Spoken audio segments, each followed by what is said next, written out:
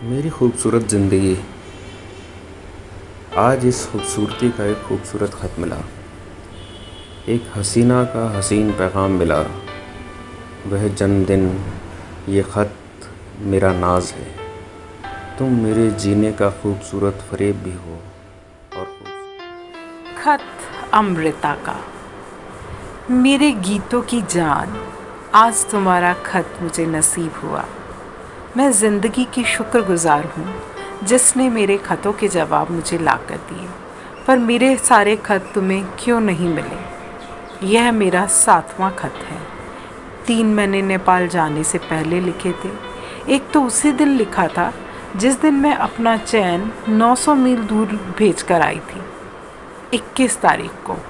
और फिर रोज़ एक लिखती रही। कभी मैंने दिल को सारे उलाने के साथ लिखा था। यह मेरा उम्र का खत बेकार हो गया। हमारे दिल ने महबूब का जो पता लिखा था वह हमारी किस्मत से पढ़ा ना गया। पर आज जब वह पता सामने है तो इन डाक खाने वालों ने लगता है किस्मत से साठगांठ कर ली है। इनसे भी यह पता पढ़ा नहीं गया। नेपाल में टैगोर का एक गीत सुना था, तू ही मेरा सागर, तू ही मेरा मल्ला और मैं एक नाव हूँ। तुम्हारे किनारे लगाने को क्या कहूँ, डूब भी जाऊँ तो तुम तुझ में ही डूबूंगी, क्योंकि तुम मेरा सागर भी हो। इस गीत ने बड़ा सहारा दिया। मेरे इंतज़ारों की तस्वीर। बोलती क्यों नहीं? बोलो तो सही, चाहे गुस्से में ही बोलो, शिकायत के साथ बोलो, पर कुछ कहो तो सही। तुम कुछ हुक्म करो, एक बार मुंह से कहो, तो तुम्हारे कहे को पूरा करने के लिए सब कुछ कुर्बान किया जा सकता है। मेरी वहशत, मेरे जुनून, मेरी हकीकत का इम्तिहान तो लो। दुनिया की सारी खूबसूरती और सारी मुस्कुराहटें तुम्हारे होठों पर देखने के लिए मैं जी रहा हूँ। तुम्हारा मेरे यकीन, मेरे बात तुम्हारे मिलन ने मेरी कलम की चिंगारी को गोला बना दिया है। कल नेपाल ने इस कलमी आग का फूलों से सत्कार किया और मुझे जितने फूल मिले मैंने सब के सब तुम्हारी याद पर चढ़ा दिए। हिज्र की उस रात में कुछ रोशनी सी आ रही है।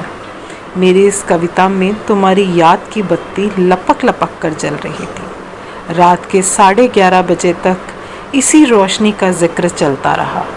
साथ ही कितनी ही नेपाली, हिंदी और बंगाली कविताएं भी जगमग करती रही। एक फारसी का शेर भी था जिसका मान था, रेगिस्तान में हम धूप से चमकती हुई रेत को पानी समझकर भागते हैं, धोखा खाते हैं, तड़पते हैं, पर लोग कहते हैं रेत रेत है, पानी नहीं बन सकती। और कुछ सियाने लोग उस रेत को पानी समझने की गलती नहीं करते। वो लोग सियाने होंगे, लेकिन मैं कहता हूँ जो रेत को पानी समझने की गलती नहीं करते, उनकी प्यास में ही कोई कमी होगी, उनके होठों पर वह शिद्दत नहीं होगी। सच मेरे जीती, मुझे वह सियानापन नहीं चाहिए। मुझे अपनी प्यास मुबारक है, चाहे सारी उम्र वह मुझे रेगिस्तान में भटकाती रहे। मेरी जीती को, मेरी प्यास के छलावे को, मेरी सारी यादें। मैं जितना कल खुश था उतना ही आज उदास हूँ।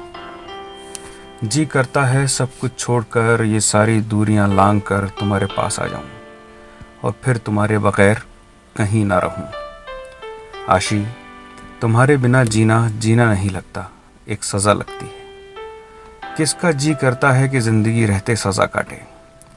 काम में अगर कभी मन लगता भी है तो काम के बाद सख्त डिप्रेशन हो जाता है कि मैं यहाँ क्यों हूँ, तुम्हारे बगैर क्यों हूँ। अपने आप पर गुस्सा आता है, बेहद गुस्सा, सिर्फ तुम्हारा।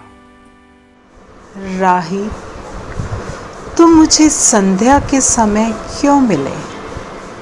जिंदगी का सफ़र ख़त्म होने वाला है। तुम्हें अगर मिलना था तो ज़िंदगी की दोपहर को मिलते, उस दोपहर का सेक तो देख लेते। काठमांडू में किसी ने यह कविता हिंदी में पढ़ी थी। कई बार कई लोगों की पीड़ा एक जैसी होती है। मेरी ज़िंदगी के ख़त्म होते इस सफ़र में अब मुझे सिर्फ़ तुम्हारे ख़तों का इंतज़ार है। मेरा यह इंतज़ार तुम्हारे उस मुंबई शहर की जालिम दीवारों से टकराकर हमेशा ज़ख्मी होता रहता है। पहले भी 14 बरस राम वनवास जितने इसी तरह बीत गए, बाकी रहते बरस भी लगता है अपनी पंक्ति में जा मिलेंगे। आज तक तुम्हारा एक ही खत आया है, शायद तुम्हें काठमांडू का पता भूल गया है। रोज़ वहाँ मैं तुम्हारे एक लफ्ज़ का इंतज़ार करती रही। वहाँ मेरे लोगों के पास बहुत शब्द थे दिल को छू लेने वाले, पर उन्होंने इंतज़ार की चिंगारी को और सुलगा दिया और जला दिया। मुझसे उसका सेक सहा ना गया। 3 दिन के बाद मुझे बुखार हो गया। कल वापस आई, रास्ते में हवाई जहाज़ बदल गए। सीधे सफ़र की सीट नहीं मिली थी। रात को 9:15 बजे पहुंची। इंतज़ार कह रहा था कि पहुंचने पर मेरे लिए कोई संदेशा तो ज़रूर होगा। न जाने तुम्हारे लफ्ज़ों ने इतनी कंजूसी क्यों कर ली है। आज की डाक भी आ चुकी है। सवाल का जवाब बनने वाले मुझे इस चुप का मायना तो समझा जाना। अभी अभी एक ख़त मिला, अपनी मलिका का पैगाम। मैं अपने सब ख़त पोस्ट करने चला ही था, जो कि रोज़ मैं तुम्हें लिखता था, तुम्हारे साथ बातें करता था। सुन और पढ़कर देखो, फिर जो जी करे कहना। उदास मत होना, गुस्सा मत होना। मैंने 25 तारीख को तुम्हें एक लंबा ख़त नेपाल में भी लिखा। शायद वो तुम्हें नहीं पहुंचा, नहीं तो मेरे लिए तुम ऐसा ना सोचती। तुम मेरी शाम हो, मेरा सवेरा हो या दोपहर हो, मुझे नहीं मालूम, पर तुम मेरी मंजिल हो, मेरी किस्मत हो। अब और कई बार पहले भी मुझे लगता है जैसे बम्बई आकर मैं अपनी मलिका से गुस्ताखी कर बैठा हूँ। ये सोचकर मन हर चीज़ की तरफ से, अपने काम से, अपने फ़न और अपने सब कुछ से हट गया है। तुम खूबसूरत शाम ही सही, मगर भूलो मत, तुम ही मेरी सुबह हो, तुम ही मेरी दोपहर हो। पूरे मन से मेरे साथ, अपने जीती के साथ जी कर तो देखो।